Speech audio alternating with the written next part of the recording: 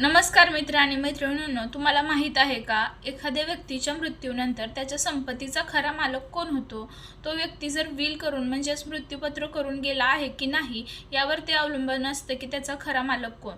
जर त्या व्यक्तीने विल केलं असेल तर तर तर त्या वसीयतमध्ये त्याच्या नावावर संपत्ती दिली आहे तो व्यक्ती म्हणजे त्या व्यक्तीने मृत्यूपत्रामध्ये कोणाचं नाव दिलं आहे तोच त्या संपत्तीचा मालक होतो. उदाहरणार्थ, वडिलांनी मृत्यूपत्र करून मुलीच्या नावावर घर केले असेल तर मुलगी मालक होते. त्याच्यानंतर ना, जर मृत्यूपत्र नसेल तर तर व्यक्तीने विल नसेल केलं तर हिंदू सक्सेशन ॲक्ट 1956 या कायद्याप्रमाणे ती संपत्ती वाटली जाते. त्यामध्ये सामान्यतः पहिल्या क्रमांकाचे म्हणजेच वर्ग 1चे वारस असतात. यामध्ये पत्नी, मुलगा, मुलगी, आई असे 4 वारस असतात आणि ह्यामध्ये समान वाटणी केली जाते. त्याच्यानंतर ना, एक उदाहरण सांगते.